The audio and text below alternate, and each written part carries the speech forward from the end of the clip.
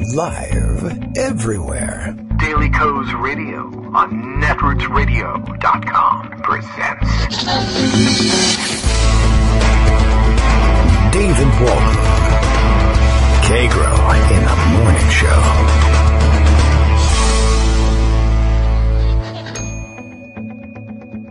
Now, here's David Waldman.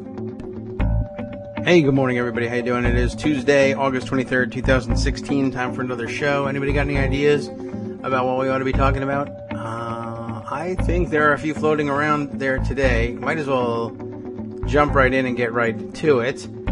The story of the decade. The story everyone predicted. It's a 100 million way tie for first place in predicting the story.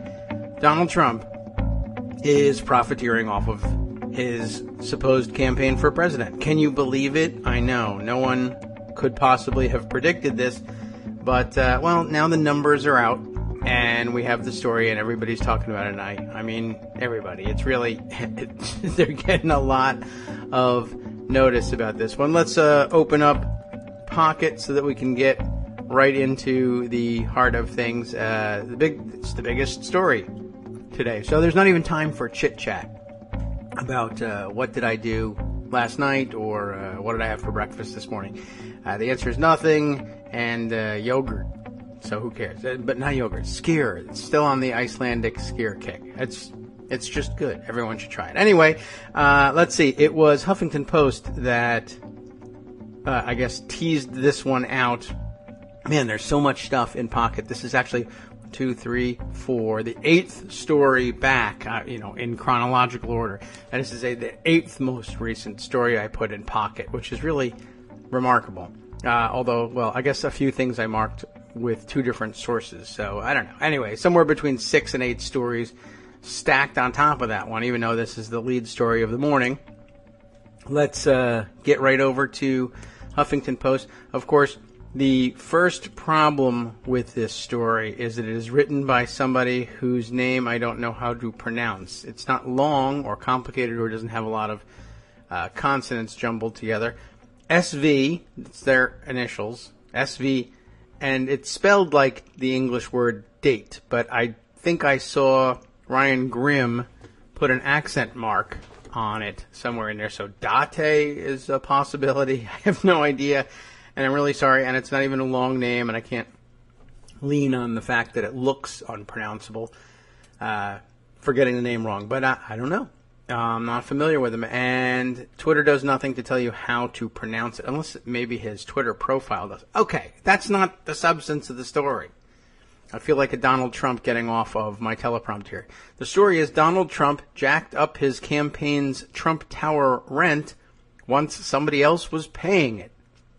Now, I almost hesitate to read the story to you because I know that by now you've already all seen it. I know it. I know this to be the case. I guess there are some West Coasters, and maybe Judy Vincent down in Hawaii hasn't gotten out of bed yet. It's like 2 a.m. or whatever in Hawaii. I guess is it about 3?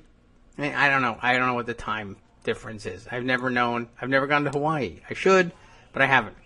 Anyway, you all knew this story was coming. You might even have seen it last night. Actually, probably Judy had seen it by the time she went to bed last night. So why share it? So we can comment on it and talk about it a little bit. Let's get the details, though. After bragging for a year about how cheaply he was running his campaign, which is a remarkable thing for Donald Trump to be bragging about anything being done cheaply, that bothers him usually. But, I think he reads the public mood about spending on campaigns relatively correctly. Anyway, after bragging for a year about how cheaply he was running his campaign, Donald Trump is spending more freely now that other people are contributing, particularly when the beneficiary is himself. It should surprise no one. Trump this is the big thing. He quintupled or nearly quintupled the monthly rent of his presidential campaign's offices that his campaign pays for its headquarters at Trump Tower to $169,758 in July. That's per month. $170,000 a month for the HQ in New York in a building that he owns. In other words, I mean, I know initially, and I guess initially there was some truth to it. The part of the attraction of the Trump campaign, besides the fact that he was running around saying black people are to blame for everything, and let's throw out all the immigrants and also Muslims too. Basically, anyone darker than my shade of orange is to blame for everything, and you're not, especially if you're whiter than I am. Even if you're poor or stupid or smoking meth or all three or some combination of the three, and the meth might not even be necessary. Anyway, the point is, if they're brown, they're out. And if they're white, I'm on your side. Unless you're a white liberal, in which case you're basically brown. And I hate you. All right, so, the big selling point for his being a billionaire, that is, or the claim that he was a billionaire and a real estate mogul at that was, well, I can afford to do this sort of thing. I can, here's an interesting twist here. Gideon saying, I have some sympathy for Trump wanting to get a good rate for his property. That's true. I do too. The problem is, of course, when you give yourself considerably better than market rate. There's nobody renting any space in Trump Tower anywhere near that as the market rate. He was renting it considerably below the market rate before, and that would come out of his pocket in the sense that, one, he was sort of self-financing at the time, so it would kind of come out of his pocket, the payment. And also, less was going back into his pocket because he was charging less rent. But apparently, he's had tremendous difficulty. And when you break it down to the per square foot rate, there's nobody paying even 2/3 of the rate he's asking, or his campaign, or he's making his campaign pay. Nobody comes anywhere close. So he's gone way above market rate. I'm sympathetic for wanting to get lots of money, too. I mean, I guess I have sympathy for that. I don't think it's absolutely necessary for him to get so much, but the idea of making lots of money, I guess I'm sympathetic to that. But the attraction of him as a candidate, or the self-financing billionaire, no one owns me, I'm not beholden to any special interests, etc.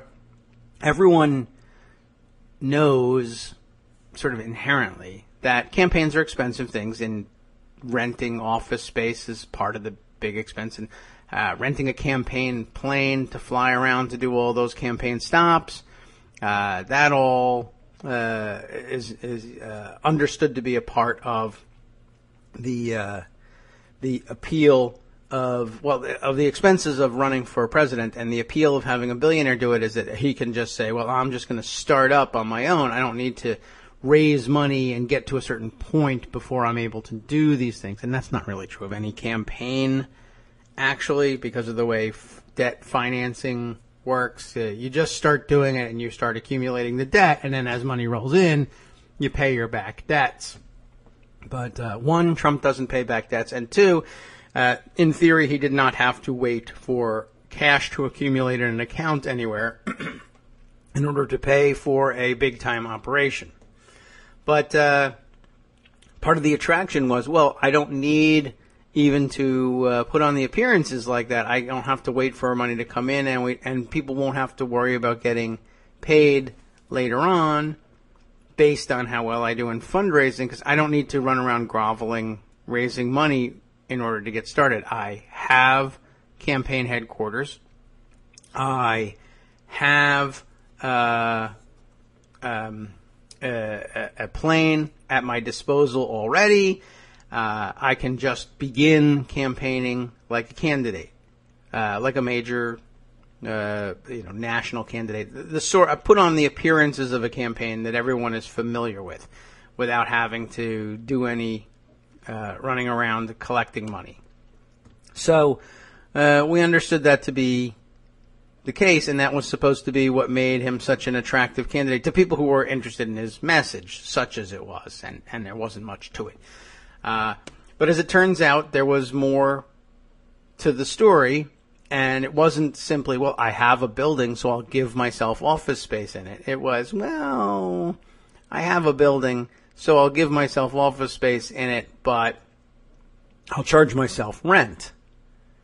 Which, that's the way you should really actually be handling this. There should always be rent changing hands, although you can, of course, just put down, well, it's an in-kind donation, or worse, a loan to the campaign structure from me personally. And he didn't do that. I mean, remember when he was claiming he was going to waive the loans, the debt that the campaign owned him in the form of loans and convert them into contributions. And I don't know, I remember that there was some question about whether or not he had filed that paperwork, and I don't know offhand whether he ever did, but I assume we would have heard more about it if he didn't by now, but who knows. He's buried his various problems under a heap of new ones each day. But he didn't simply donate the campaign space, and he didn't simply donate the use of his own plane or just say, I'll take the expense out of pocket for flying around to do all these expensive travel and all of these rallies all over the place. Instead, he had the campaign pay a company Trump owns fully and controls, which is the holding company that owns his plane, for all the transport. In other words, when he flies to wherever, to any place, to do one of his campaign stops, the campaign rents the plane from, I don't know what the name of the organization is, Trump Airplane Holdings, Inc., and they rent the plane for the campaign from Trump Airplane Holdings, Inc., and fly out there. And then Trump Airport Holdings, Inc. pays the chairman of the board and the CEO of Trump Airplane Holdings, Inc., Donald Trump, some salary for managing the plane, essentially. And then it comes out of the expenses that they, or the revenues that they get from the campaign for renting the plane to fly around. And it's not cheap. And he flies a 747, for God's sake. So it's pretty expensive, and it burns an awful lot of fuel. And then they just mark up the fuel too. They don't sell fuel at cost to the campaign. Anyway, you get the idea. So between that and paying $170,000 a month in rent, which is sky high, way above the market rate, which is already sky high for Trump real estate, to no one's surprise, and that only, of course, happens when there's enough cash around from other people to use to pay for things. Although, granted, he's, supposedly richer than I am, in that I would not have been able to sign a lease for $35,458, as was the case in March, to pay out of pocket, even to pay to myself, to rent the campaign's offices then. It's just interesting that, look, all these other donations have finally come in. I'm just going to convert them into personal income now. That's all the stuff that you're not supposed to be doing. It's all the stuff that supposedly makes everybody cynical about politics, but it doesn't make Trump supporters cynical about politics, because, after all, what makes him such a genius is that he's got the brain to do these things. And gosh, I would cheat like that if I could. And anyway, who cares? Because there's something, the government, blah, blah, blah, immigrants, etc. Making money for Donald Trump, even making it sleazy, is a big victory for people who think that it's awesome that Donald Trump is able to, convert my campaign contributions into personal income. They think that's fantastic. And why be cynical about making money, Gideon? Because if Hillary Clinton did it, the very same people would say it was horrible and she should be locked up for doing it. There are pretty basic rules about how you're supposed to handle these transactions. There's nothing uncommon, and I guess we ought to say this, it's not uncommon for politicians to do this sort of thing. It's not the norm, but it's not uncommon, say, for a wealthy businessman from some provincial town or another, or, one of the national capital areas, fine, whatever, to run for Congress and win, and of course members of Congress are entitled to rent office space in their home districts. And there's a budget for it, but you can open up as many as you want, I guess, within the budget. But there's a federal budget, federally paid budget that comes along with the job for that. And you rent office space in your district as constituent service, so that people don't have to travel to Washington to file a grievance or ask for your help on something, or meet with you when you're in the district, etc. Pardon me. And it's a fairly frequent occurrence because of the nature of the sort of people that run for Congress. They tend to be local, wealthy, prominent people who run and win. They very often, own real estate in the district. That's part of what makes them prominent people in the district. And they very often say, I have an idea. Why don't I use part of my federally paid office budget, district office budget, to rent office space from a building I own in order to open my district office there? After all, is there another building in this district more fantastic than mine? I don't think so. And so they therefore very often, I'd say, I don't know. I guess if I had to guess offhand, I guess I'd say that I bet about 10% of Congress is in a position to do something like that. The number goes up probably to somewhere around 25 to 35% if you are talking about renting office space from a friend or a campaign donor.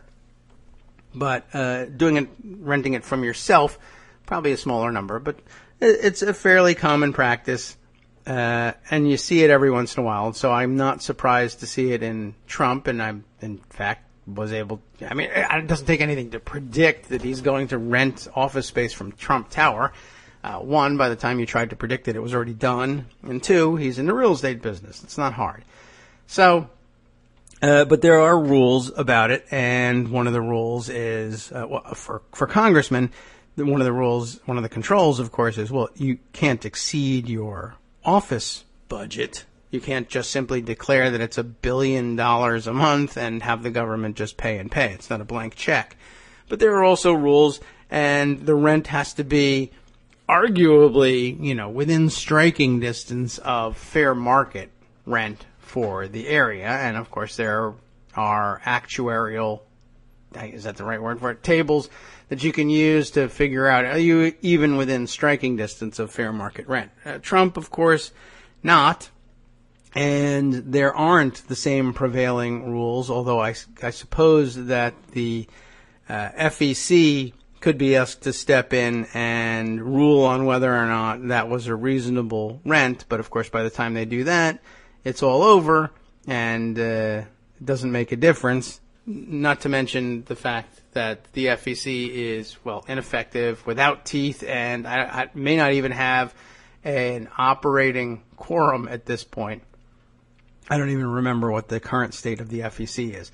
But it's not that you can't make money. It's that what is most interesting is that he's campaigned on to his fans the idea that he's going to be able to do things differently and without corrupting influence because he's doing it all out of pocket.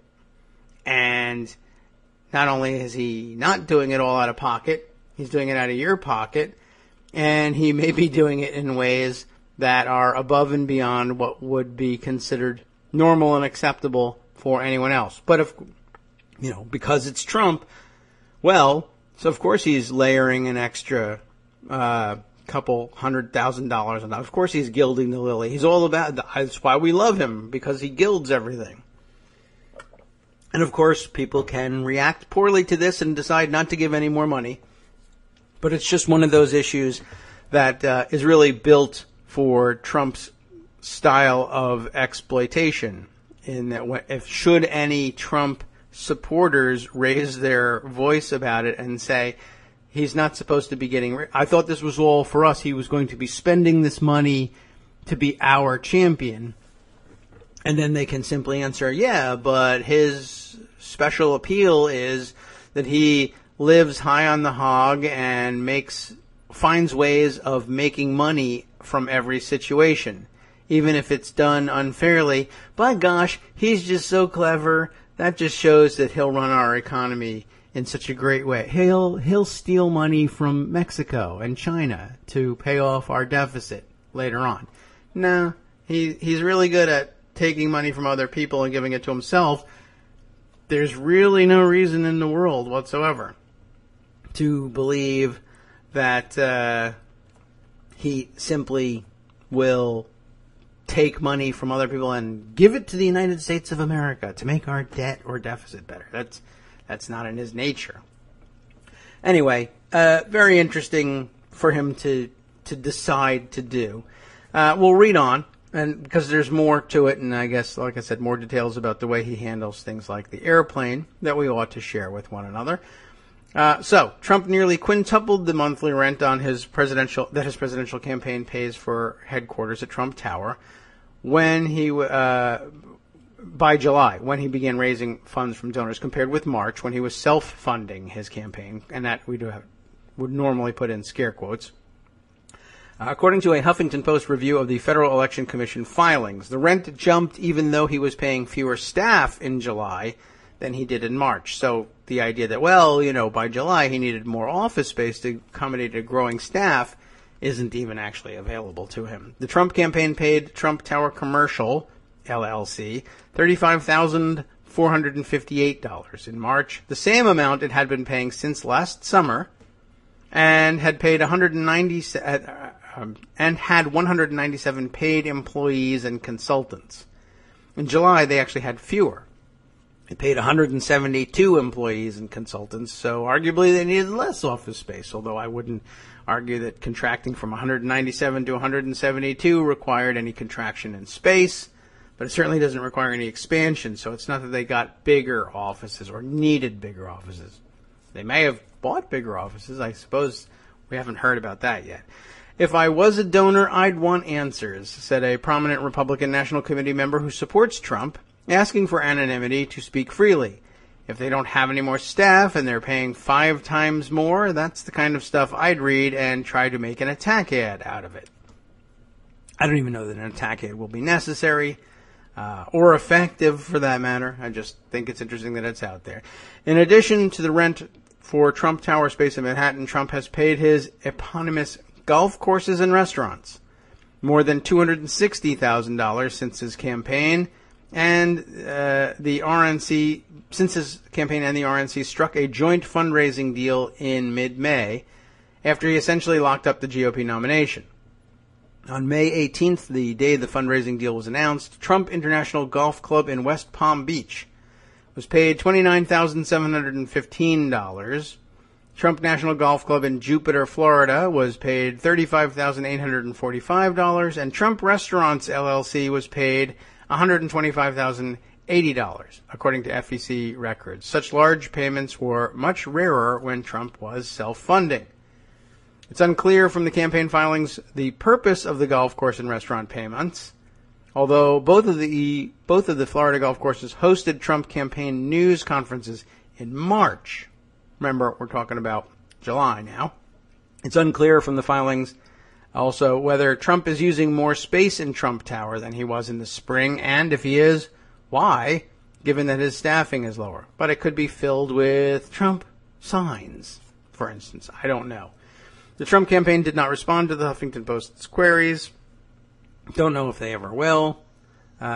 Moving on. The FEC filings show that Trump began increasing the rent at Trump Tower, starting with the May 31st payment of $72,800. The Trump campaign paid $110,684 in rent on June 9th and $169,758 on July 10th. The campaign's number of paid employees and consultants went from 166 in May to 139 in June to 172 in July. How many of those actually worked in Trump Tower cannot be determined from the FEC filings, although typically only a small fraction of a presidential campaign staff works in the headquarters building. Last autumn, only about a dozen of the campaign's several paid employees worked in Manhattan. Trump continues to fly to campaign events on his personal Boeing 757 airliner, even though the aging jet burns some $10,000 in fuel every hour. That has made air travel one of the biggest expense categories for his campaign. In July alone, $495,000 went to Trump's company that owns the plane. Prior to May, 3/4 of the $59 million spent by Trump's campaign had come out of his own pocket, and that is a significant cost to him, no doubt, meaning that whatever Trump charged his campaign for rent was largely coming from Trump himself. That situation is now entirely reversed. Trump's money makes up a tiny percentage of his campaign's spending. The bulk now comes from outside donors, both small dollar givers and those writing maximum limit checks of $2,700. Nobody cares when you're spending your own money, but when you're spending the donor's $27, that could cause problems, the RNC members said, adding that small donors especially may not be sympathetic to Trump's extravagance. Most campaigns run on a much tighter budget. For many months, Trump's campaign prided itself on its low-rent operation, which is highly unusual, really, for him. It invited reporters to tour its headquarters on the 5th floor of Trump Tower that had once been used as production offices for The Apprentice TV show, which starred Trump.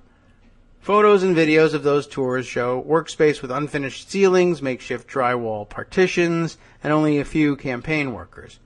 Commercial real estate is available in the Midtown Manhattan neighborhood in the range of $70 per square foot annually, although Trump has charged more than that. Trump Tower rented 9,000 feet of office space in December at $120 per square foot, but it has been unable to rent a 1,500 square foot office that includes 6 terraces overlooking Fifth Avenue, even at a discounted rent of $90 per square foot. So, I mean, that raises questions about how far above market rate is he renting here. And essentially, the same rules apply to everyone under IRS rules, under self-dealing rules. You're not supposed to deviate that far from market rates. That's supposed to be the guide that keeps things, let's say, it's supposed to be your guide for how do you legitimately arrange a deal with yourself when otherwise market forces would be keeping you honest about things. Deals made at arm's length, etc., as I think the term of art that lawyers use when they're trying to discuss the fairness, the relative fairness, without the ability of the market to set the rate, when dealing is done either self-dealing, someone rents from themselves, or someone rents from a family member, good friend, big-time donor, etc. Those sorts of things. You need to have some sort of guideline when the market forces of I want to get the best deal possible and I want to get the highest rate possible aren't there to compete against one another in the way that they normally do. And if you're unable to rent fantastic space, I mean, that is really amazing. A gigantic office with 6 terraces overlooking Fifth Avenue. You can't get $90 a square foot for that, but you are renting it to yourself at $120 per square foot. Questions will be raised. Democrat Hillary Clinton has been leasing 2 entire floors in a Brooklyn office building totaling 80,000 square feet. Since the start of her campaign, the rent for that space has been about $212,000 per month. It's not that the bottom line number is out of line with what other campaigns are spending. It's a matter of how much space do you need, how much are you renting, how much are you paying per square foot for it, and how much square footage are you getting? Let's see. Is that really going to be the... That's a tough way of breaking it off. Okay. Well, that's about where they wrap up. That's their both sides do it sort of version of things. Let's see. There's an editor's note. Donald Trump regularly... it's the ordinary disclaimer that they now put on the Donald Trump stories. I guess I've noticed this once or twice before, and I guess this is supposed to substitute for giving up on the idea of treating him as an entertainment page feature. Every story about Donald Trump finishes with an editor's note. Donald Trump regularly incites political violence and is a serial liar, rampant xenophobe, racist, misogynist, and birther who has repeatedly pledged to ban all Muslims, 1.6 billion members of an entire religion, from entering the U.S. That's really that's pretty astounding. All right, so let me see here. Where's my calculator? What's the square footage? Do they mention the square footage of the Trump offices? I don't know if they do. And did they say that they don't even know the square footage of it? I'm not even certain about this. $170,000 is the price of it. Now, down at the bottom, when they're talking about the relative value of real estate in Manhattan, let's see. Trump Trump Tower rented 9,000 feet of office space in December at $120 per square foot. But I don't think that was their offices. That was just the most that they've been able to charge per square foot somewhere on a 9,000 square foot office. I don't know if that's supposed to be the Trump space. I don't think so. So nowhere does it say how much square footage he's renting. Down at the bottom where it says that there's $212,000 per month in rent for Clinton's offices, it does give us the 80,000 square foot number. So we can go based on that. 212,000, because that sounds like an awfully large number, but of course she's got an actual campaign staff and an actual campaign apparatus, so you might expect that there would be some considerable rent. 212,000 and 80,000 square feet. Is that, So, that's rather amazing, right? 80,000 square foot. Were we talking about per square foot? $80,000, or $212,000 a month. Oh, it's annual though, wasn't it? The number of the square foot. This goes up here. It says commercial real estate is available in Midtown Manhattan neighborhood, Trump's neighborhood, and $70,000 per square foot annually. This is per month, so I guess we'd have to take $212,000 and multiply that by 12. That's $2.5 million, and then divide that by 80,000 square foot. That comes to $31.80 per square foot annually. So, in terms of the rate she's paying less than half of what you can get office space for in Midtown Manhattan. But she is paying, let's say, 31,000 times 120. So he's paying 4 times that rate, $120 per square foot annually for his space in Manhattan. And he's paying it to himself. And there's no indication here that she's paying it to herself. Does she own the Brooklyn building? I don't think so. But I wouldn't rule out the possibility, and somebody will probably find eventually. She had to pick a office building for some reason. If she's smart, she does it at arm's length and just rents off the market. If she's not particularly smart in terms of predicting problems for herself, which often seems to be the case, then she rented it from a friend or a campaign donor, and but seems to be paying at least close to market rate for it. I don't know. There's no indication here.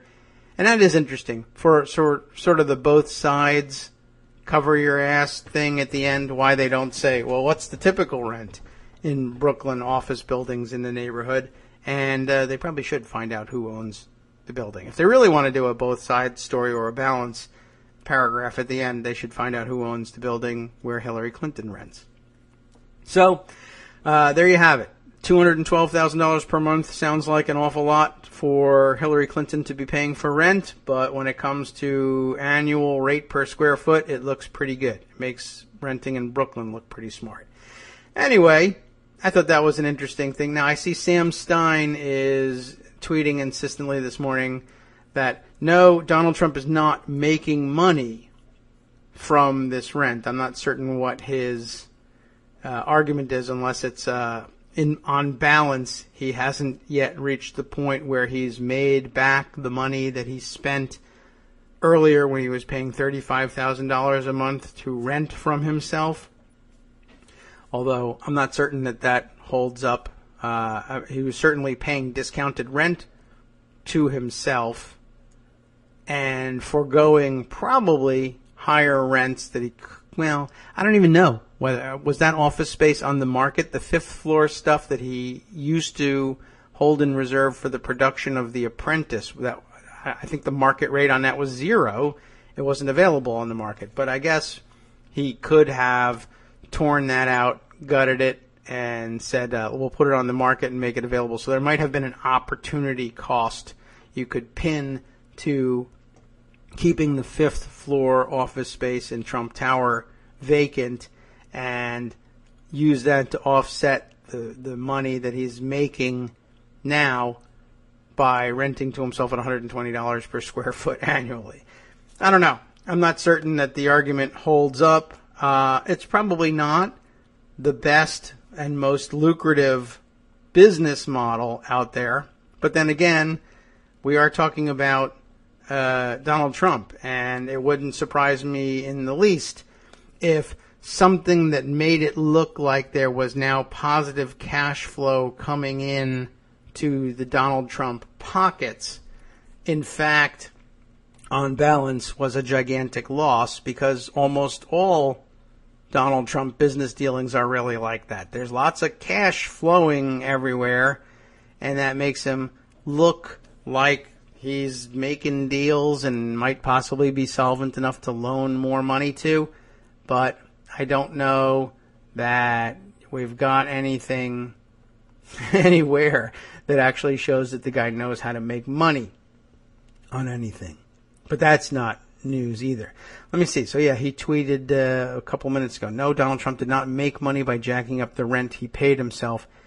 He's given his campaign more than $50 million. Okay, so that's, I guess that's the claim that on balance, it hasn't been a profitable venture for himself yet, though I don't know that erases my particular concern about it. But, well, who cares about my particular concern? Certainly Donald Trump doesn't. But the claim that, at some point, the claim that I gave my campaign more than $50 million becomes invalid, even if you don't make money on the deal. If you give yourself rent or whatever other sort of stream of revenue you want to siphon off, whatever you want to call what you're siphoning off of the campaign funds, if you siphon off $49 million and give it back, can you still run around saying I gave my campaign more than $50 million if net you've given your campaign $1 million? No.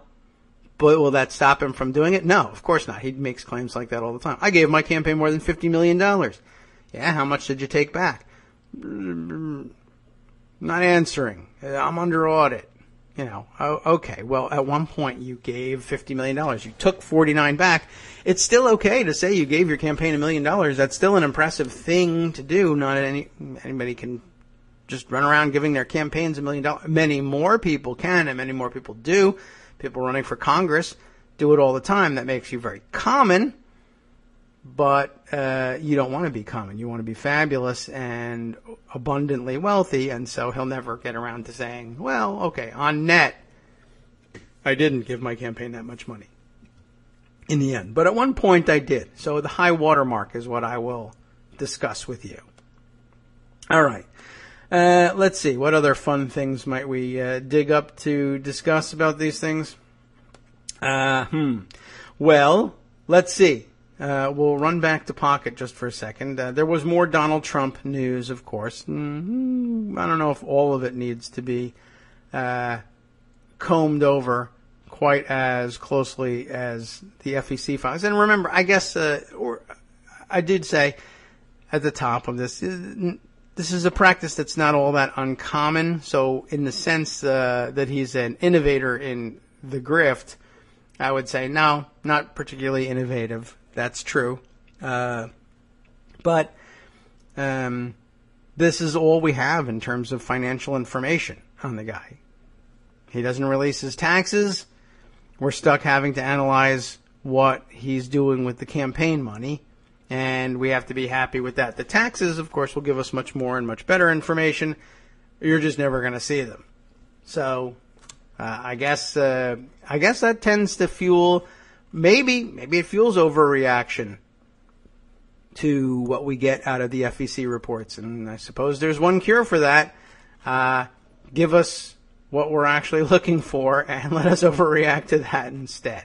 And that's the nature of these things. You comb over them and you find strange contradictions or things that make it look like you're something other than the common fellow planning his budget at his kitchen table with his wife and family, as the traditional model goes.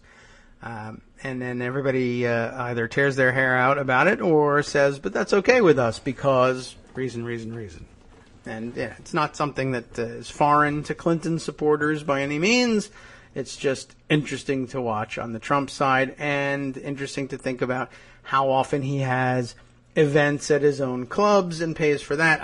I guess the real questions are things like other reporters have discovered in his FEC reports, things like paying the non-existent Trump water and steak companies for office supplies and miscellaneous stuff, undeclared, for who knows what. I mean, the Trump Water Company was the one I saw the other day. But I know that when he had the Trump steaks at the event that one time, there aren't Trump steaks. The Trump Steak Company doesn't exist anymore, so who knows what the hell he was doing with steak there. And the idea that he can go and say, basically he had to go say, somebody go buy some steaks, make sure they look good enough to pretend for a moment that they're Trump steaks, and we'll display them, and whatever it costs, don't worry about it, because I'll basically reinvent, reestablish the Trump Steak Company, whether it's, has anything to do with the original Trump Steak Company or not. We're pretty adept at opening new LLCs here. We'll have the lawyers work it up to look like there's a Trump Steak Company, at least for this day.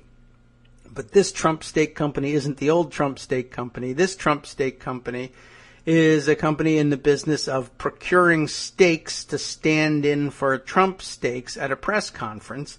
And, the old supplier's trick is, just like he's doing with the fuel for the plane, it's a standard markup thing. And the IRS will tell you that it is perfectly permissible. There's nothing untoward about it in a regular business sense when you procure something for a paying client and take a markup. And it's about 17 to 20% is what it used to be in, say, the advertising business, which is the one I'm most familiar with, both from working in it and dealing with it on the campaign side. Campaign consultants who do media tend to make a great deal of money, because one of the things that they do is they say, not only am I producing your ads and then just charging you for the expertise of putting those ads together at whatever rate we agree on contractually, but I will place those ads for you. You don't just make an ad and then say, okay, television stations, if you'd like to get money from us, come here and pick up a videotape and play it and tell us you played it and we'll pay you money for it. Now you negotiate with them about the rate, and you negotiate with them about the time and placement of those ads, and it's a complicated business, and one that campaigns usually don't have the time or resources or expertise to do for themselves, and they look to their campaign consultants, their media consultants, to do it instead. We're a full-service shop We will produce the ads, and we will do all the negotiating, and they don't even have to do much negotiating about price when it comes to a political campaign, because there's laws that control that, and the rate is, you're supposed to offer them your lowest rate and a standard one across the board, so that it's not much negotiation in terms of the prices, but placement and what channels they'll be on and what time that you're buying and during what shows, et cetera, is all open to negotiation. You handle that as the media consultant. The television station that you're placing it on charges you whatever $1,000 for that ad that you want to put on during X show, and as a regular matter of course, because this is a expensive business and people have to be paid in order to do this, the media consultants are entitled under IRS rules to say, all right, the $1,000 we paid, there'll be a 20% markup to the campaign. $1,200 is what it will cost the campaign in the end to have the media consultant place the ad that we also paid the media consultant to produce. And no, not all media consultants necessarily are full-service shops, though there's a lot of good money to be made, and the markup from the placement is free money. So usually people will ramp up to become full-service shops if they're not. But if you're simply in the business of taking fantastic ideas and turning them into television commercials, you can do that, and you just have an outside third-party shop, some friend of yours who does media placement, come in for the duration of the campaign and take the markup himself. Maybe he kicks part of that percentage to you, maybe not. But no, the IRS wouldn't say there was anything wrong with anything like that. People have to make money. And it's true. People do have to make money, and there isn't anything wrong with it. It only becomes an issue when you start doing it as a self-dealing sort of thing, and you're in control of both sides of the deal. It becomes problematic. A 20% markup, I don't know whether you're allowed to take 20% on fuel, for instance, like just renting the plane from yourself, right, is expensive enough, and I assume you can mark that up to some extent too. And just like renting a car, they make you buy your fuel from the car when you rent it, a full tank, and you got to return it full. And for your convenience, of course, we have a gas pump on site so that when you return it and you need to run to the airport to catch your plane, we'll fill it for you. But the rate is, $4 a gallon, which is considerably higher than market rates, but it's a convenience fee, you see. Same thing, I'm sure, going on with the aircraft. If we fuel it for you, meaning if I fuel it for myself, essentially, you got to pay the jacked up rates that we charge contractually here at our airplane's base. Otherwise, we'll fill the tanks for you, and we pay $1.89 per gallon, or I don't know, whatever it is, $3.89 per gallon for jet fuel, but we mark that up 20% to the campaign, et cetera, et cetera. So, it's all within reason for an arm's length transaction, but what's missing here is the arm's length transaction.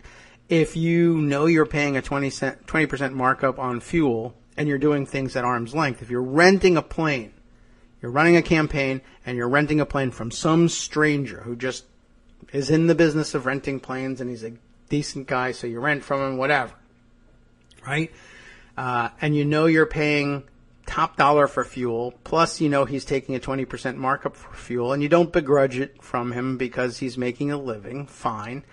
But you make decisions about how many campaign stops will we be flying to versus how many will we be doing at all, or how many will be attending by bus, or shouldn't we take the train to this one?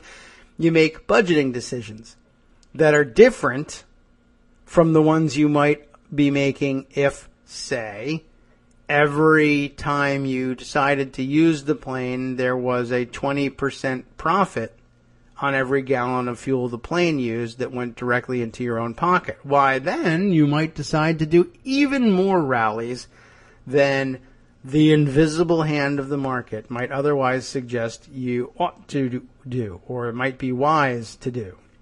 You stop calculating the return on investment. Well, every time we do a rally, we get X number of votes, or we motivate X number of people, or some unquantifiable thing we think is happening will happen.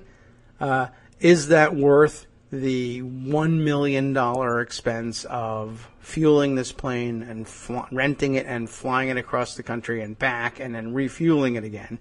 If the answer is yes, do it. If the answer is no, don't do it. But what if the answer is it doesn't matter whether it's worth it or not? I'll make $20,000 or $200,000 out of every $1 million spent.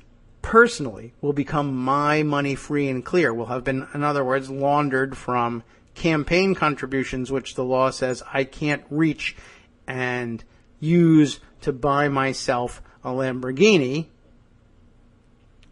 then becomes, hey, that's available to me for a Lamborghini if it's markup costs on fuel.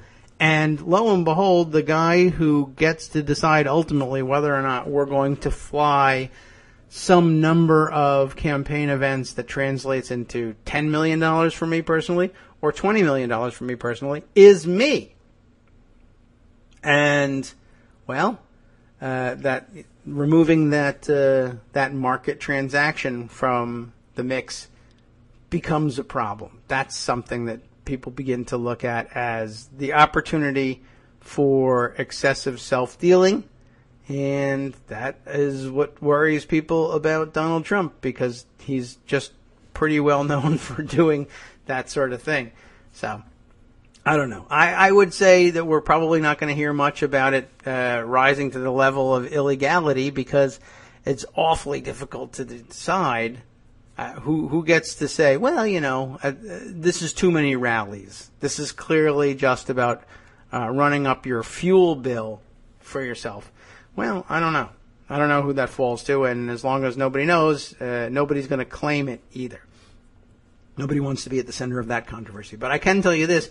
You could get there with something a lot smaller than a 757. But he chooses not to, because that's the luxury he's used to flying with. You see, he loves that. And I don't think... Is anybody else flying on his plane, by the way? That's another issue. I mean, I guess you could compare it to the Hillary Clinton travel mode, in that the reporters go on her plane, en masse. They all, not all of them, but a considerable number of them travel on there too. And they charge them too, by the way. That's not just free travel for the campaigns. They do charge them money. And it would pay for Hillary Clinton at some point to think about possibly owning her own plane and leasing it to herself. And maybe she's doing it, for all I know. But I don't think Trump is doing the same thing. I don't know if he takes press with him more than one or two at a time to try to woo a reporter that he likes or, God forbid, respects at some point. Other than Mark Halperin, who he flew around on his helicopter, which is also enormously expensive. All right. So we'll take a look at some of the other stories that are floating around that I think are important for one reason or another. How about this one? Corey Lewandowski. Did we mention the other day that he's still getting paid? Yeah, I think so. That he was still getting his $20,000 a month for his consulting company from the Trump campaign, even as he continues on a $500,000 a year contract with CNN as a commentator. And I know we mentioned before the vacation that remember that CNN dismissed Donna Brazile and suspended her contract and payments to her when she took over as interim chair after the ouster of Debbie Wasserman Schultz, but because she was too close to the campaign and too partisan, obviously, now that she was taking on this greater official role. And I guess it was arguable all along that if you have any kind of official role with the DNC, that maybe you ought not to be a paid analyst with CNN, but apparently that was within tolerances. But if you were higher ranking than deputy chair, whatever, then no, we have to suspend you. But Corey Lewandowski continuing to advise the campaign, well, gee whiz, it's informal. I'm not there every day, and so therefore I guess it's A-okay with them. Anyway, the first couple payments people dismissed as well. This is still part of his severance, and maybe this is still part. Maybe his severance package is, here's what we'll do. For an additional year, we'll just continue to pay you as if you were still here. But we'll call it severance. How's that? Does that pass muster? Sometimes it does. All it takes is labeling it a certain thing and saying, well, I don't know, other people make more in severance, so the market says it's not out of line. Anyway, it turns out he's still drawing $20,000 a month. And what's he doing with his time? Well, for one thing, it is alleged that he was behind the ouster of Paul Manafort. So that's pretty interesting. That's not really a very informal role. It doesn't feel like anymore that he arranges the ouster of Paul Manafort and bringing in Steve Bannon and Kellyanne Conway and opening the door to more of his own influence at the campaign as well. So Media Matters, of course, picked up on that one. So we'll just fill in the background in terms of details by taking a look at Zachary Pleat's piece for them. A report, the Trump campaign paid the firm of CNN's Corey Lewandowski $20,000 in July. Of course, far be it from the Trump campaign to simply list, we paid Corey Lewandowski $20,000. Everybody hides a little bit by forming companies instead, and it's pretty thin papering. I mean, once you figure out the name of Corey Lewandowski's company, and his name is on the corporate filings, it only takes a little bit of research to figure out who's getting what money. So the Washington Post says that the reports show, FEC reports, that CNN contributor Corey Lewandowski is still receiving his regular $20,000 monthly fee from the Trump campaign. CNN, which has repeatedly defended its hire of former Donald Trump campaign manager Corey Lewandowski as a paid contributor, will soon have to explain, why he is still receiving his regular salary from the Trump campaign. As Media Matters has documented, Lewandowski's hiring by the network on June 23rd prompted widespread criticism from media experts and normal people, who called the relationship profoundly disturbing, problematic, and a sea of muck. That's a good one. Last month, Media Matters President Bradley Baychok sent a letter to CNN President Jeff Zucker detailing the numerous ethical concerns surrounding Lewandowski, including questions about the reported non-disparagement agreement, that's the worst part, that he has with the Trump campaign, and the disclosure by the network in early July that he was still receiving severance from the Trump campaign while working for CNN. After all this, Zucker defended the hire anyway, saying Lewandowski had done a really nice job. I guess that's it. That's all it takes. On August 3rd, it was reported that Lewandowski returned to advising Trump despite his paid commentary position with CNN. A Washington Post report on August 21st seems to confirm that Lewandowski is still actually on the Trump campaign payroll, saying while Trump's payroll remained a fraction of Clinton's last month, he continued to pay one former staffer, ousted campaign manager Corey Lewandowski, received his regular $20,000 monthly fee on July 6th, 2 weeks after he was jettisoned and had been hired by CNN as a political commentator. Trump has continued to call on Lewandowski for advice since his departure, a dynamic that contributed to friction with campaign chairman Paul Manafort, who resigned last week. It remains to be seen how CNN will react to this latest development in this ongoing ethics disaster. A little bit of a bait and switch there, I think, though, by Media Matters. On August 3rd, it was reported that he's still getting paid. And then on August 21st, Washington Post confirms what? That he's getting the same $20,000 on July 6th that they were presumably talking about on August 3rd. So, I don't know. I'm not certain that that's the clearest explanation of exactly what's going on with the $20,000 fee. Did he get... I guess he got one up. And that's another question, I suppose. Is the $20,000 he got on July 6th a fee going forward into July, or is it the June payment? And of course, it's neither because they called it a severance. I guess my big question is, did he get one in August 6th or near thereabouts. And if so, why isn't that being reported? And I guess if he got it on August 6th, we won't find out about that until it's too late. One of the big problems with FEC filings and the way things are done is, of course, by the time it's all disclosed, it's all said and done. And you tell me on August 3rd that he got paid on July 6th $20,000, and we're all still nothing's been done about it. But even if we were determined to do something about it, rather than just run around and tear our hair out about it, he'd have the $20,000 already, and there's no way of disgorging it, really. And guess what? In all the time we've been tearing our hair out, he probably got another $20,000, and we won't know about it until September or October, when the next filings are due. And then, of course, if there's $20,000 per month in that one, we say, oh my gosh, no fair. And then pretty soon the election is over, and then, who cares? And we move on to something else. And I think they're counting on that. But let's see, there's more about Corey Lewandowski in the news today. Raw Story had this piece and tweeted about it, which raised eyebrows last night. And let me see, I'll pull up their tweet here because it was nice and pithy, and then we'll use that to link over to their story and take a look at that, even if we get some auto-playing video involved here. It's a little tough sometimes to open up Raw Story on the air.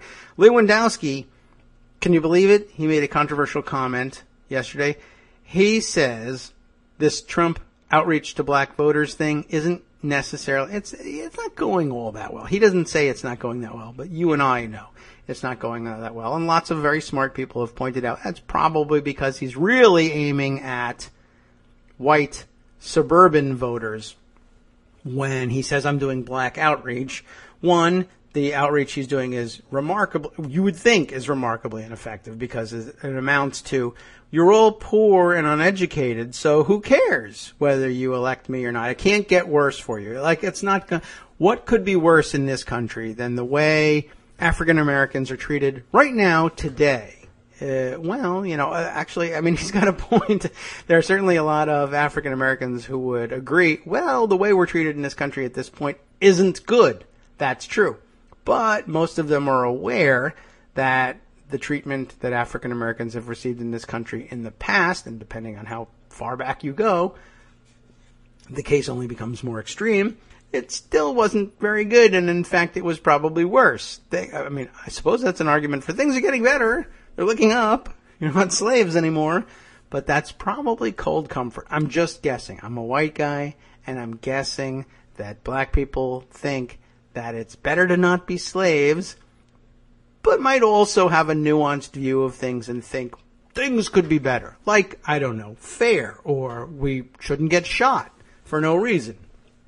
How about that?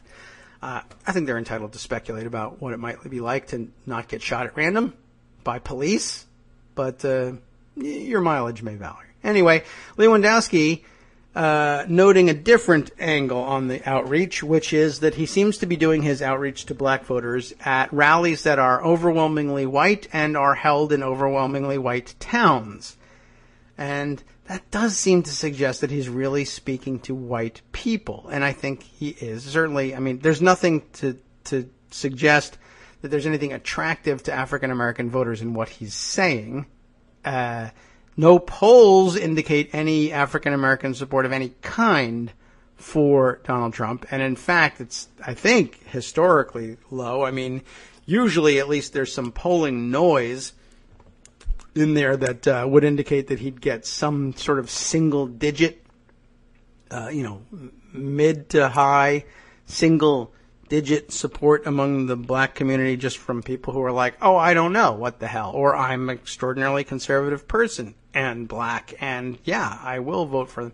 But he's getting like laughable numbers, like 0 numbers and 1% numbers and less, and you really have to be trying pretty hard not to be able to get just even static noise levels of support. Like, really, honestly, just from people who said, oh, did you say, do I support Trump? No, I oppose Trump. I thought you said, do you hate Trump?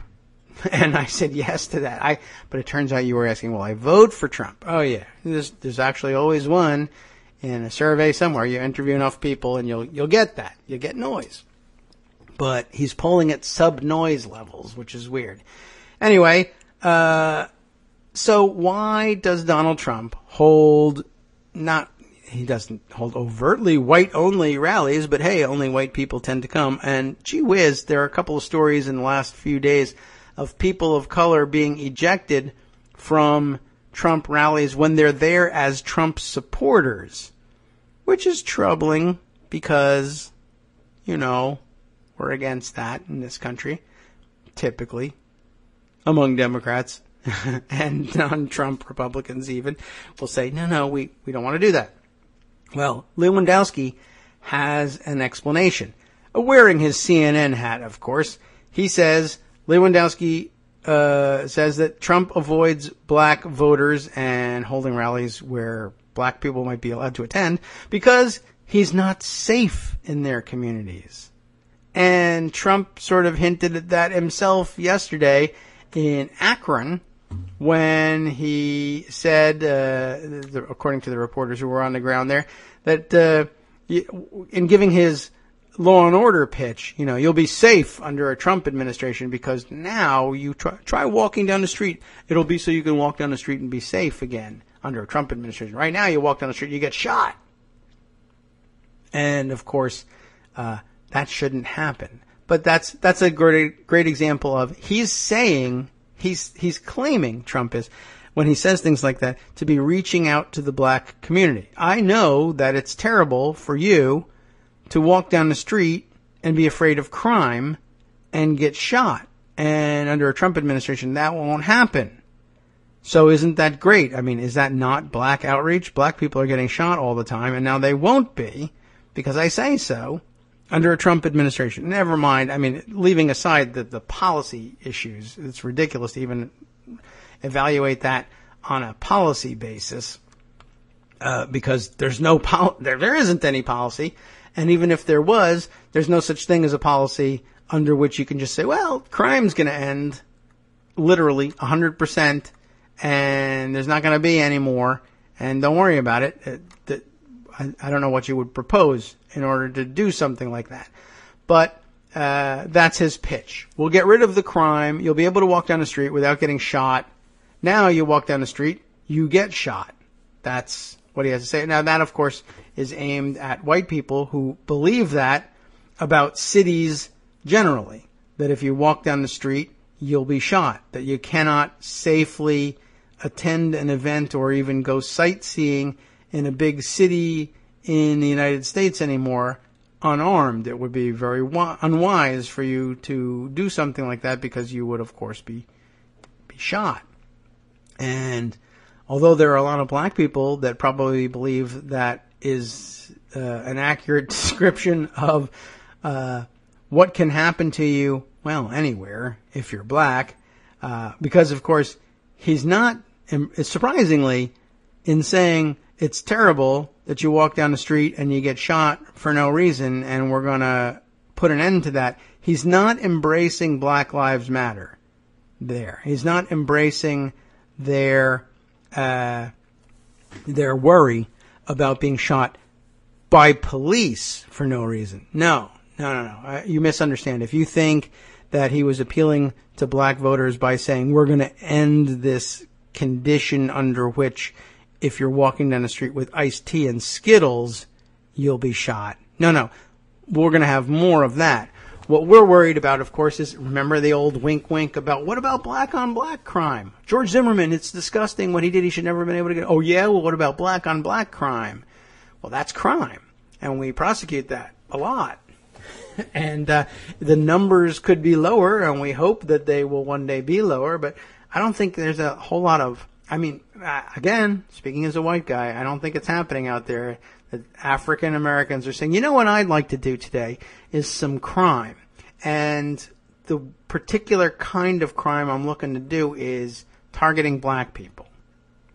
Because, man, Do I hate black people? I mean, I guess there's some self-loathing black people out there. There's self-loathing everything else, but they usually shoot themselves if they're self-loathing. But yeah, the idea that they're like, you know what, you know where the money is? Black people. I'm going to shoot black people who live in this neighborhood, which is a very poor neighborhood, because it's going to be enormously lucrative for me. No, it doesn't. I can't imagine it gets planned that way. It's just, hey, I'm going to rob whoever is here. Perhaps it even gets that much planning. I don't know. I don't know how much thought goes into this.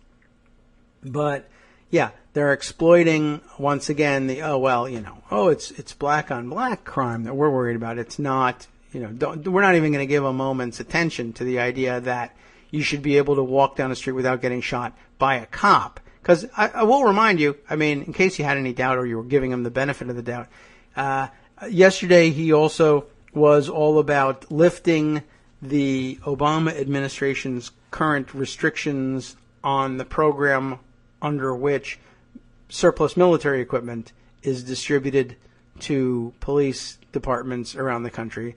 That was part of one of the very many interesting ancillary benefits of the Black Lives Matter movement, raising awareness around the country of just how much surplus military equipment was available to police departments around the country and how they were using it. They were versus how they were asking for it. Now, we need it, of course, on hand for counterterrorism. Okay, that seems to make a certain amount of sense, sort of, if we really think that our police departments are the ones battling on the front lines with paramilitary terrorist organizations, but they're really not. But okay, I could see it happening in an imaginary world.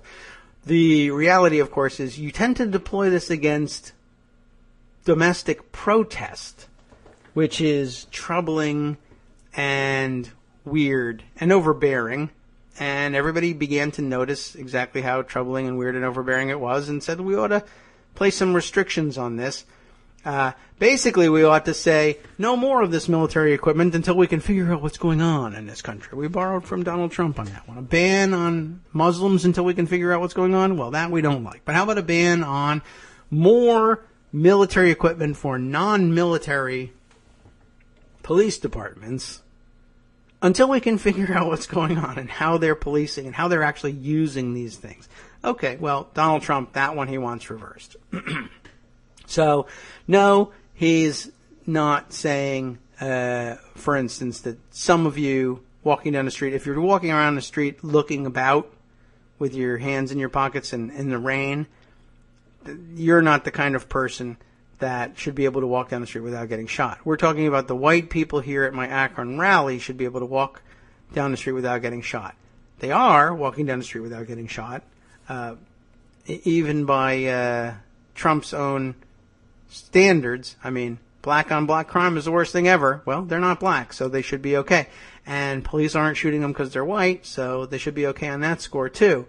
But no, they're not, because crime is rampant in the cities. It's actually on a historic decline, but other than that, definitely happening that white people who aren't going to cities, including Donald Trump, who isn't going to cities, are not getting shot because of the plummeting crime level, and they're not black, so they're not subject to black on black crime, and they're not black, so they're not getting shot by cops, but they're definitely scared of something, and they should be even more scared of it, and when they are panicked about the thing that's not happening, I will prove to them that I can fix all problems by magically making that problem, which never existed, disappear, and then they'll credit me for having gotten rid of the enormous problem of crime they weren't experiencing. And if they don't want to credit me, they can credit the guns they were carrying with them when they didn't go to the cities. Isn't it great? You can claim almost anything. And he is, too. He's claiming it all. All right. Well, it's been interesting to watch him do that, and it's been interesting to watch Lewandowski say that the reason he's not having rallies in black areas or lots of black people aren't showing up is because he's unsafe, Donald Trump is, in those areas. That's why he's not going. I only note for the record that, of course, historically, presidential campaigns have gone to cities and survived. Now, it's true that some people have been assassinated running for president or even as president. But I don't know. I guess the idea that Donald Trump can't go to a city because he's not safe there is, well, just unfounded. And I remember from last campaign, and this is what I was basing it on, Mitt Romney, actually, who is white, did go to a number of city areas and a number of black communities. And in fact, there is videotape of him famously walking around in a black neighborhood shouting, "Hey, I like your bling bling. Who let the dogs out?" I mean, honestly, if you were looking to get a candidate harassed or hurt even, I would suggest, if we really want to set it up so that it looks like this poor white guy was victimized by black thugs, if you want that, I would say, how about he goes to a black community and he walks around saying, "Hey, I like your bling bling. Hey, who let the dogs out?" And then somebody will say, "Oh my God, this guy," and kick his ass. Except they won't, because that doesn't happen. And it's ridiculous and to think that it would. I have videotaped evidence that you can walk around saying the most offensive things, well, not the most offensive things you can think of, the most offensive things you can say without just coming out and calling everybody the N-word, and that probably will get you beat up unless you have Secret Service protection. But if you just walk down the neighborhood and start shouting that, yeah, it could be problematic. I don't know that I wonder though. I mean, it's so ridiculous to walk down the street, just hypothetically, a regular, everyday, average American white citizen decides in the middle of the day, middle of the night, I guess, whatever, to walk down the street yelling, "Hey, bling bling, who let the dogs out?" I don't even know if you would get beat up then. I have to admit that might be such a ridiculous sight that people would just think you're crazy and say, "That guy must be armed. He's looking to get beat up so he can pull a gun on us and shoot him." Don't go. Well, Mitt Romney got away with it. Even Bill O'Reilly himself survived his infamous encounter with black culture by going to Harlem. Although, granted, he went with an escort, right? He went with Al Sharpton to experience. He was so impressed. Remember that whole story? Oh, my God. They have a restaurant. You sit down, you use silverware. And nobody was saying, "MFer, I want more iced tea." Remember that whole thing? He survived going to Harlem, even with that attitude. And guess what? He didn't get hurt. Because guess what? Nobody has any interest in the ordinary circumstances in assaulting anybody for any reason. Even if you walk around saying, "Bling bling, who let the dogs out?" It might have crossed a few minds. Nobody even came close to acting on it. They said, "You know what? This guy is a total idiot. He does not belong here. He doesn't understand the first thing about what's going on here. Do I want to hit him? No. That's stupid. Doesn't help anybody to do it." And it might be, it's funnier to just listen to this guy go on about bling bling. Nothing's funnier than hearing him, Mitt Romney, "Who let the dogs out?" The idea, though, that Trump can't do it with Secret Service protection, private security, what else do you want? How much more babysitting do you want? Besides which, honestly, you're probably more likely to get accidentally shot at one of your all-white rallies in some of these cities that you do go to than anywhere else. But never mind that. Statistics isn't for everyone. All right. Here's an important story, I think, summarized by the Twitter account of Mrs. Betty Bowers, just at Betty Bowers if you aren't familiar, which is a sort of parody account. And I don't even know who's running the thing, but sort of I guess along the lines of the parody account of Jack Kimball, the fake. Oops, did I give that away? Fake member of Congress posing as a conservative Christian guy. Well, this is sort of conservative Christian woman with this awful avatar picture that just makes it look like, oh my gosh. I wonder who that person actually is in that picture. Scary looking.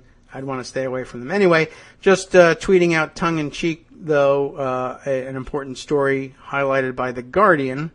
Texas's pro-life Republicans are now killing more pregnant women than anywhere in the developed world. Congratulations. And she means it sincerely. What's she talking about? I'll read the Guardian piece here because I think it's an important one. Well worth talking about. And a good way to get off of Donald Trump, at least for the moment. Texas, as it turns out, has the highest maternal mortality rate in the developed world, study finds, as the Republican-led state legislature has slashed funding to reproductive health care clinics. The maternal mortality rate doubled over just a 2-year period. That is not good. The rate of Texas women who died from complications related to pregnancy doubled. From 2010 to 2014, a new study has found, for an estimated maternal mortality rate that is unmatched in any other state and the rest of the developed world. The rest of the developed world. Oof. The finding comes from a report appearing in the September issue of the Journal of Obstetrics and Gynecology that the maternal mortality rate in the United States increased between 2000 and 2014, even while the rest of the world succeeded in reducing its rate. Excluding California, where maternal mortality declined, and Texas, where it surged, the estimated number of maternal deaths per 100,000 births rose to 23.8 in 2014 from 18.8 in 2000, or about 27%. Why in the world would maternal mortality rise by 27% over a 14-year period in the United States? It shouldn't. But okay, things happen. But this is the interesting part, I think. The report, that's interesting enough in itself. The more shocking or the more dramatic point, the report singled out Texas for special concern, saying the doubling of mortality rates in a 2-year period was hard to explain, quote, in the absence of war, natural disaster, or severe economic upheaval. So you tell me, which has been the case in Texas over the past 2 years? War? Well, there was Jade Helm. Natural disaster? That's just Texas. Or severe economic upheaval? Perhaps that has something to do with it. But have we noticed, have the rest of us, have us rich folks who can afford things like internet radio, for instance, recognized the severe economic upheaval in Texas? Well, some of us have had an eye on it, but that's not the sort of label that gets put on it in the newspaper every day. Severe economic upheaval. What are we talking about? Usually depression, mass migration, etc., Dust Bowl conditions, economic collapse. Has any of that happened? Well, yeah, but not to us. It's not a generalized depression. It's not economic collapse that we recognize as economic collapse. It's just the economic collapse of the world in which certain segments of the population live. And guess what? They were specifically targeted. But targeted in a way that was supposed to have economic benefits for the rest of us, you see. That's what's the interesting part to me. From 2000 to the end of 2010, Texas's estimated maternal mortality rate hovered between 17.7 and 18.6 per 100,000 births. Okay? 2000 to 2010, more or less stable. But after 2010, the rate had leaped to 33 deaths per 100,000. From 2010, it spikes up, right? Okay, 2010, and then by 2014, 35.8 per 100,000. So that's all the way up to 2010. It gets no higher than 18.6. From 2010 to 2014, somewhere along the line, it goes from 18.6 to 35.8. Between 2010 and 2014, more than 600 women died for reasons related to their pregnancies. But hey, it could have been a ladder or a swimming pool, right? No other state saw a comparable increase. In the wake of the report, reproductive health advocates are blaming the increase on Republican-led budget cuts. that decimated the ranks of Texas's reproductive health care clinics. In 2011, just as the spike began, the Texas state legislature cut $73.6 million from the state's family planning budget. Well, is that a lot? Well, it's $73 million is a lot. What did the family planning budget used to be? They cut $73.6 million out of a budget of what? Out of a budget of $111 million. That's a two-thirds cut. 66% cut, or thereabouts, of the entire state family planning budget. Two-thirds cut forced more than 80 family planning clinics to shut down across the state. The remaining clinics managed to provide services such as low-cost or free birth control, cancer screenings, and well-woman exams, but only to half as many women as before. At the same time, Texas eliminated all Planned Parenthood clinics, whether they provided abortion services or not, from the state program that provides poor women with preventive health care.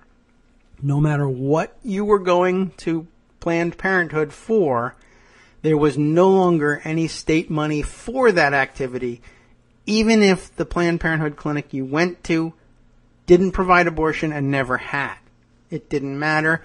This is the tangible result of that enormous campaign against Planned Parenthood. And we all seem, we haven't forgotten it, but it seems like a million years ago when candidates like Carly Fiorina were able to stand on the stage and say, I saw with my own eyes videotape evidence of them murdering babies to harvest their organs.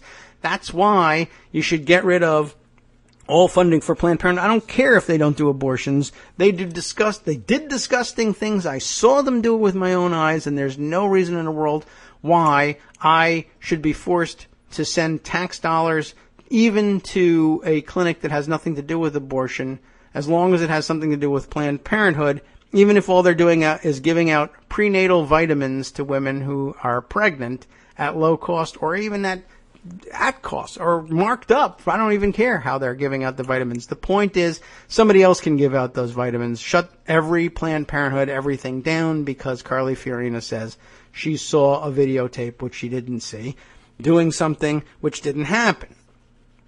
So I don't know. I guess that's where we are.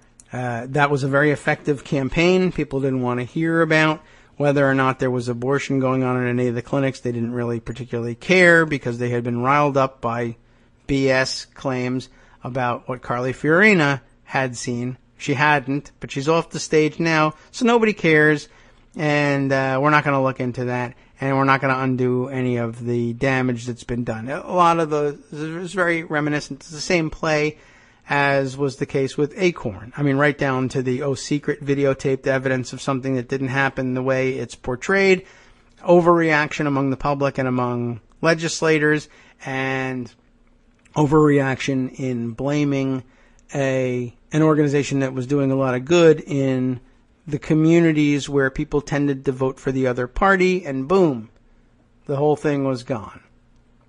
So Planned Parenthood pretty much, well, they lost all their state funding all across the state, and that forced them to cut back on even the non-abortion services that they provided all over the state. And guess what? In the wake of doing so, a gigantic spike in maternity mortality over those couple of years. So, where were we with that? Let's see. Previously, Planned Parenthood clinics in Texas offered cancer screenings and contraception to more than 130,000 women. And they didn't get that, and 600 of them might have been saved perhaps by some of these activities who weren't and died instead. In 2013, Texas restored funding for the family planning budget to original levels, and that's good news. But the healthcare providers who survived the initial cuts reported struggles to restore the services to their original levels. You can't just turn the money back on and say, let's have the amount of services we used to have. We can just do that. It's just, that's not the way actual real world logistics apparently work. If you have $100 million worth of services and you're humming along, you could always use more, but you're humming along just fine. People have been getting a stable amount of money for many years and have gotten used to providing certain services with it, and the community has gotten used to the availability of those services at those clinics. And then all of a sudden it's turned off in a very public way, and the public learns those services are no longer available, and the people who are providing those services have to go and find other work somewhere else to provide for their families because there's no more funding and no more paychecks left for them to do that. Just showing up a couple of years later and saying there's $100 million out there for you now again doesn't mean that everybody quits the job they got in place of the one they had and comes back to this one, and that all the people who eventually, however they learned that those services were no longer available to them, suddenly realize, oh, they are available, and I'll go back. And also, by the way, most of the people who needed those services while they were pregnant and found that they were not available are no longer pregnant anymore and can't just go back and say, make the baby that I just had, who was born with health complications, healthy. Now that there's $100,000, just boom, make my kid healthy. No, the opportunity to make the kid healthy happened during the interim when there was no money and no services, and now the kid is not healthy, and having $100 million in the budget for later doesn't actually help do anything. It doesn't just flip on and off that way. Which, by the way, reminds me that there's another story we have in pocket that we might share that Greg certainly would have shared if he were here. We'll see if we can't cram that one in, but if not, Greg will pick up the ball and run with that one on Wednesday. I think you probably, just from being well read, all know what I'm talking about, but we'll see if we can't get to it. Indeed, to continue with the Guardian's article, the report said it was puzzling, and this is the scientific part. This is how you know you're dealing with a scientific study. They don't come out and say, yeah, it really was the Republicans. Remember that we're talking about activists who say, no, I blame the Republican-led budget cuts. That would be reproductive health advocates blaming the increase in mortality on Republican-led budget cuts, not the academics behind this study. That's not what academics do. In 2013, though, as we said, the funding was restored, but it didn't seem to do much in the way of getting things back to normal very quickly. Indeed, the report said it was puzzling that Texas's maternal mortality rate rose only modestly from 2000 to 2010 before doubling between 2011 and 2012. That is pretty anomalous, right? It wouldn't be anomalous for it to rise modestly, particularly given the political situation in Texas. But that giant spike between 2011 and 2012 isn't even fully explained by the enormous budget cuts. Those effects probably should be spread out over more years than that. But anyway, the researchers hailing from the University of Maryland and Boston University's School of Public Health and Stanford University's Medical School called for further study to figure out exactly what the hell is behind that. But they noted that starting in 2011, Texas drastically reduced the number of women's health clinics within its borders. Because, why? Because fear of abortion, even though hardly any of them were providing that. Just like because fear of crime in so-called black areas, even though hardly any of that is happening and considerably less of it is happening than was happening before. But I saw it on TV. Somebody got mugged. Or maybe that was a movie. Or maybe it wasn't even that. Still, we ought to base policy on that and not visit any of those areas. And they're no-go areas, even here in the United States. I'm telling you. And that's something that we usually confuse with international terrorism and, those Muslim types. And so maybe they're both the same, and basically we're against everybody who's dark again. You see how that sort of works? It gets all mixed up in my head. Gee whiz, man. I just want to listen to country music. Making me confused. All right. The report comes, by the way, just as public health advocates are raising questions about Texas's ability to prepare for the Zika virus, which is transmitted by a common species of mosquito that has been linked to severe birth defects. The World Health Organization has advised women in areas of local transmission to delay pregnancy, which I'm sure is no comfort whatsoever to people already pregnant in areas as wild and woolly and as removed from the American mainstream as Miami, Florida, which is, of course, now under Zika warning, and pregnant women there throwing up their hands. Yeah, thanks for telling me not to go home. That's helpful. Texas is one of several southern states where health officials say there is a risk of local outbreak, but about half the state lacks ready access to OBGYN care, making it difficult for women to obtain contraception or for pregnant women to confirm the health of their babies. It's just, you're going to have to wait and see, folks. Sorry. Just this month, Texas's health department drew fire for allocating $1.6 million of its $18 million state budget for low-income women's family planning to an anti-abortion group that does not provide basic health services. There is a need to redouble efforts to prevent maternal deaths and improve maternity care for the 4 million U.S. women giving birth each year, the authors said. Important point contained in that penultimate paragraph that I think I went too closely over. In addition to the obvious dangers of closing legitimate healthcare clinics, there is the danger of diverting precious resources from legitimate healthcare clinics that survive the budget cuts to illegitimate healthcare clinics that aren't healthcare clinics at all, but basically propaganda centers that take healthcare money out of the system and use it instead to do religious proselytizing to people who came there thinking that they were going to get health care. Well, it's health care. I'm talking to you about your health. No, you're talking to me about your religion. I know, but it's my religious views of your health, you see. These things make it a gray area. So also, it reminds me of a million other problems floating out there of all sorts, although it relates, I think, most closely to the idea of diverting resources, say, from public education to the particularly weird versions of charter schools that exist out there. But the idea that, we're diverting funds, yes, but they're being used for education.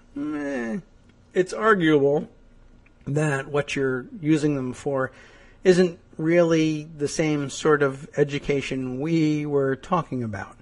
You have a very different idea of what education might be or how it should be delivered. Or even if you're delivering what appears to be a legitimate educational curriculum, you're doing it outside the public school sphere, but doing it with money that was diverted from the public school sphere, and then saying, well, we ought to continue doing it because look at how badly the public school sphere is doing. P.S. Look at how bad they're doing with a 30% budget cut. But we didn't cut their budget. Oh, no, you diverted their budget. 30% of their budget went over to charter schools. But the budget's still there. That's true. You can now claim not to have cut the education budget. Thanks. Really needed that cover from you guys. All right. Well, anyway, I thought that was an important story and was glad to share it with you, and seemed like a good diversion from the Trump story, at least for the moment. Let's see. Do we get sucked back into Trump stories? I guess we could, but maybe instead, since we now have the opportunity, let's see. Did I put aside? I know that I'm going to get this thing eventually from Greg, but I mentioned that there was a story that I was reminded of in the previous one about the cuts to the maternity health care clinics. And now I was fairly certain I had put this one aside. And now I am having difficulty finding it. And probably, well, I guess I could hold on to it. But I really would like to make this switch over to this story. And I'll see if I can't dig it up. I might have to comb through Greg's Twitter feed in order to get it, or my own. Anyway, but somebody put together, and Greg helped storify, a tweet storm of sorts on the good works done by the Clinton Foundation. And I suppose I'd like to just at least put it out there. I know we'll probably discuss it a little bit more tomorrow when Greg comes back, but seems like an important point too, and a good follow-up from what we just read. But I'm going to have to keep scanning and keep talking as I scan before I find this thing. But here we go. Greg Dworkin tweeting yesterday from a storify from Laura Say. I don't know if I'm pronouncing that name correctly. Seay, about what the Clinton Foundation is actually doing. And I'll just read it to you. But it reminds me I was reminded of this story from reading the Texas story, only because we were talking about the logistics of turning funding off and then turning it back on again, and realizing that just the presence of the same amount of money as used to be in the budget before doesn't mean that the services are being delivered the same way and to the same people or at the time it was necessary. Right. Laura Say about what the Clinton Foundation actually does. This is the Storify version of the tweet storm put together by Greg. I guess we ought to take a pause here to find out. I'm certain I won't find the pronunciation of her name, but we can tell you who this is. Laura Say, a verified account on Twitter, so you know it's important. A Texan to begin with, so she may have something to say about the situation on maternal health care in Texas as well. She's a Colby College political scientist, associate editor of the Monkey Cage blog, which is a favorite of Greg's and mine, and we get lots of our material through there. Formerly Morehouse, researching governance in Central Africa. So everything you would hope for in terms of a background for knowing what the Clinton Foundation was actually doing in, let's say, Central Africa, for instance. And the profile doesn't indicate in any way, was there any connection at any point with the Clinton Foundation and the work they were doing, or just knowledge of what they were doing through her work as a professor? I'm not really sure. But let's get to the real substance here and begin at the beginning. This tweet storm broke out at about 1:30 on Monday. By the way, Laura Say tweets under the handle of Texas in Africa, if you want to follow along. So that tells us a little something about the background too. Surfacing from vacation, she says, like me, to throw some knowledge at this nonsense. What is the nonsense? It is a Slate story and Slate tweet. Bill and Hillary need to shut down the Clinton Foundation. Yesterday, as they put it. This basically then aimed at the notion that there's something terribly corrupt going on at the Clinton Foundation, and same, just like Donald Trump, everybody's doing it, and everybody's on the take, and this is awful, and it was a nest of corruption. There are certainly appearance problems at the very least, with the way access to the Clintons at the various stages of their public careers was handled in juxtaposition with contributions to the foundation. But a reminder that at least some significant portion of the money that ended up there actually went to doing the sorts of things that you would hope a foundation of the size of the Clinton Foundation and the reach and strength of the Clinton Foundation was actually doing. In other words, they actually do it. Whereas, for instance, the Trump Foundation actually spends its money buying Tim Tebow helmets and jerseys for Donald, with other people's money at that. So, surfacing from vacation, Laura, is to throw some knowledge at that nonsense. Saying shut it down about the Clinton Foundation is only possible from, largely, I would say, a position of privilege and ignorance about what they do. Shut it down. Do you see where it's coming from? You probably will by the time we get to it. Why was I reminded by this from the Texas story? For context, a story Laura provides. In 2005, I randomly met Bill Clinton and some of his staff in a hotel lobby in Kigali. How about that? Do you think you would run into Donald Trump in Kigali? Do you know where Kigali is? I don't, but I'll tell you. Rwanda is where. So he's just just wandering around the capital of Rwanda is Donald Trump. Oh, I'm sorry, I meant Bill Clinton, because there's no chance you would ever find him wandering Rwanda. It's not that he hasn't been to Africa, it's just that he goes to Abu Dhabi, not Rwanda. I randomly met Bill Clinton and some of his staff in the hotel lobby. In 2005, HIV and AIDS was still a death sentence in most of Central Africa. It ain't good now either, but it was worse then. The Clinton Foundation was working to expand ARV access in Rwanda. Conventional wisdom among the global health elite was that trying to bring similar ARV programs to the Democratic Republic of Congo was too risky and difficult. In other words, should we have drugs that can treat AIDS and prolong the life and in some cases reverse the effects of HIV and AIDS in the millions suffering from it in the Congo? Should we do it? The answer to a normal person is yes, we should do it. The answer to logistics people or even the global health elite, a little bit more nuanced.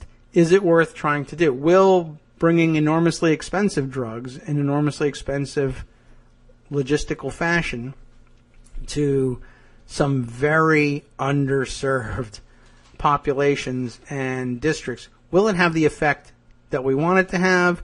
And will it be worth, it's hard to say worth the money, but I guess, are you getting out of it what you could be getting out of it, let's say by distributing those drugs elsewhere where follow-up care was better and you could have a higher rate of success with it? There's a limited amount of the drugs and people have AIDS all over the place. And should you limit its distribution to places where follow-up care guarantees better results, or should you spread it around a little bit more? Anyway, end result of the debate was people were dying without any kind of treatment whatsoever in Central Africa. And you'll see later on, the Clinton Foundation actually does something about it. That's a novel concept, Trump Foundation. Conventional wisdom among the global elite was that it was difficult, or too risky to bring drugs like this to the rest of Central Africa. Congo was still in its transitional phase out of a major war then.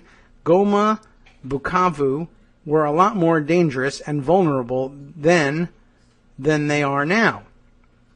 People were dying of AIDS. Children, in fact, were dying of AIDS. There was not a single regimen of pediatric ARV treatment available to any HIV-positive child in eastern Congo, Democratic Republic of Congo. Kids have AIDS, no medicine, zero, not available. Working with established local and international partners, and this begins to sound familiar to the stories that we heard about Hillary Clinton's background at the convention, right? Working with established local and international partners, the Clinton Foundation decided that Congolese children were worth the risk. Imagine Trump deciding that. And so within a year, Heal Africa Hospital was treating 60 HIV-positive Congolese children with Clinton Foundation funding. I know teens and young adults who were kids then and are alive today because the Clinton Foundation saved their lives when no one else would.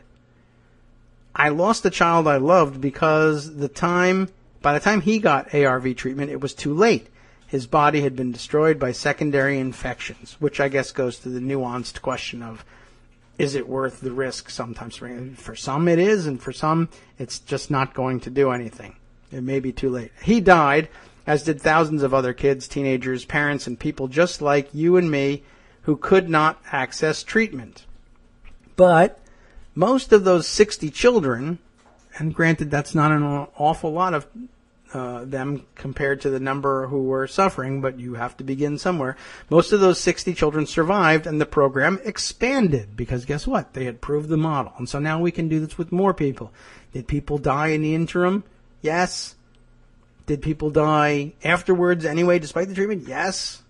But the program expanded, and the Clinton Foundation spun off CHAI, which is that the hospital program, the Heal Africa program. I'm not certain what the Clinton. I'm not certain what the CHAI stands for, but they spun off it's obviously referring to this AIDS treatment program. in Central Africa here. All of this showed that providing treatment in a very difficult context was not only possible, but it could be scaled up and replicated. CHAI still serves hundreds of thousands of pediatric HIV and AIDS patients with Clinton Foundation and other funding today. I have yet to see anyone calling for the Clinton Foundation to close, acknowledge that were it to cease to exist, kids would lose ARV access. Not to mention millions of other vulnerable people who, through foundation funding and funded programs, get the health care they need. Yes, there are conflicts of interest between Hillary Clinton's run for office and donations the foundation receives. It's complex. But saying shut it down without any context of or understanding that hundreds of thousands of innocent people would die is irresponsible. And I, for one, am very grateful that the Clinton Foundation saved the lives of some Congolese kids who've grown up to be amazing adults. And I'm grateful, and this is illustrated with a fun selfie of some of those, at least one of those kids, I'm grateful that they tried to save my little friend even when it was too late for him. We all did what we could. We did all we could, rather. And so there you are. It's a nice, friendly, happy-looking selfie of her young friend who actually died because the drugs arrived too late. So there are real personal costs to real, actual people to shutting down yesterday because of the appearance of impropriety. I would urge you, particularly if you're still an anti-Clinton holdout in any way, and part of it has to do with the Clinton Foundation, I would urge you to balance those competing interests. There are appearances of impropriety. Are there? Yes, there are. There are appearances that access was granted for some other rather nefarious possible reason. It certainly wasn't all about saving children. Every dollar that went into the bucket over there at the Clinton Foundation didn't save a child, but certainly a considerable portion of it did. Is shut it down yesterday a responsible position to take against the appearance of possible impropriety? I think you might, if you were making a decision, really, on flipping the switch and were fully informed about all of what the foundation did versus the reality behind the appearance of impropriety, and were asked to flip the switch, you might have more hesitation about it. You might instead say, isn't there some way for you to continue the good works and do something about the appearance of impropriety, or prove that there was no impropriety if there's no way to avoid the appearance of impropriety? That's certainly a legitimate request, demand even, to make of the Clinton Foundation and the people behind it. But keeping in mind that there are real benefits to what's happening with money. And I must say I was resentful afterwards. I don't know what the timing of the tweet was, but I did see, I'm a big fan of Ryan Grimm's, and I usually agree with him. I was rather resentful of a particular tweet of his that basically asserted, if you shut down the Clinton Foundation, how will the global financial elite fulfill their destiny? I can't remember exactly how he worded it. I'll look it up. I'll provide it to you. But how will they fulfill their main goal of saving the world from illness? All the oligarchs are all about that. Yeah, I know. We're all very cynical. I'm more than anybody else sometimes on this program. But is that really what you want hanging out there in response to a claim like this? And I don't know if it was in response. Maybe it predated this sort of thing. But the idea that look, I mean, oligarchs and other fabulously wealthy people give money sometimes because they're actually self-interested. And it doesn't matter so long as the money is actually applied in a decent way. I guess I would put it to you this way, as I tweeted out with my comments on this tweet storm after Greg put together the Storify. I guess read that whole Storify list. Read the story. And imagine, if you can, for even a second, that that's a Trump Foundation function. You can't. You can't read it with a straight face and think you're substituting Clinton Trump for Clinton and that, because the Trump Foundation doesn't do stuff like that. They do occasionally, in fact, give to charities. We learned that from David Farenthold, but of course, it's other people's money. But that's okay, because the Clinton Foundation is largely other people's money too. That's all right. That's not the point. The point is, what do you do with the money? And if you're buying tickets to gala charity celebrations with it, that's only barely acceptable in terms of what was supposed to have been done with that money. Really, when you give money to a charitable foundation, the expectation is that the money will largely be used for charitable purposes, that it will deliver services to people in need, not that it will be laundered elsewhere and that it will buy you a black tie dinner ticket to someplace else that will take care of the problem of actually serving people, and certainly wasn't supposed to reward you with Tim Tebow helmets, signed Tebow helmets bought at charity auctions. That was not the point. And I guess on balance, right, both sides do it, right? Everybody's got appearances of impropriety. Really? That's it? Because, does that ignore the fact that on one hand you have a signed Tim Tebow helmet in a case somewhere to make Donald Trump proud of himself, versus actual people whose lives were saved from AIDS in Africa? No chance in the world you'll ever find Donald Trump saving people from AIDS in Africa. He's not interested. It doesn't benefit him in any way. And does it benefit the Clintons in any way? Absolutely. It makes them look like international charitable heroes and therefore qualified candidates for President of the United States.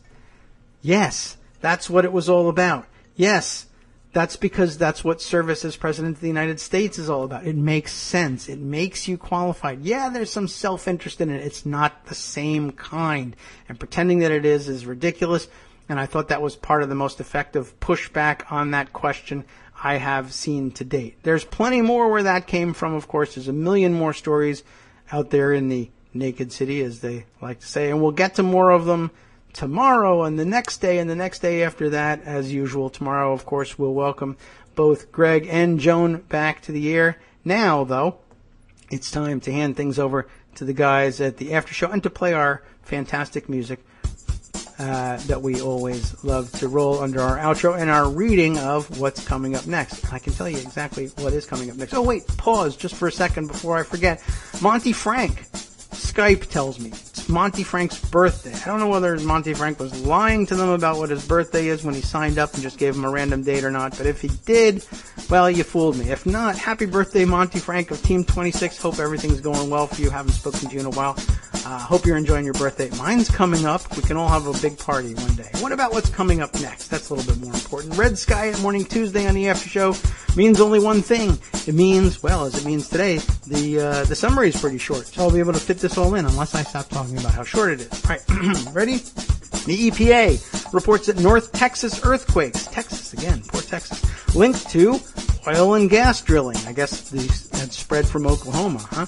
There is a monster loophole in the Fed's decision to stop working with private prisons. Ooh, we need that private prison update. Thank you, guys. And 1,500 illegals washed ashore along a Canadian beach and have been deported back to the United States. Oh, my God, there's a migrant problem. Those people could be carrying diseases. They really ought to stop them. They need to build a wall up there. For the last half, they'll visit with Chris Reeves, who you know as Tom Servo 433, for political news, campaign reports, and election strategies. All of that. Plus, of course, the Connect, Unite, Act, Daily Kos Community Calendar, and more. From Daily Kos Radio on netrootsradio.com. You have been listening to the Kagro in the Morning Show with David Waldman. Thanks for indulging us today. Thanks for your questions, Gideon. I tried to get us a little bit more focused on exactly what was happening, both at the Clinton Foundation, the Clinton promises that she's made, and the way that self-dealing is going on in the Trump organization, and how we ought to compare it to what's happening on the other side. Yes, very complicated. Thanks.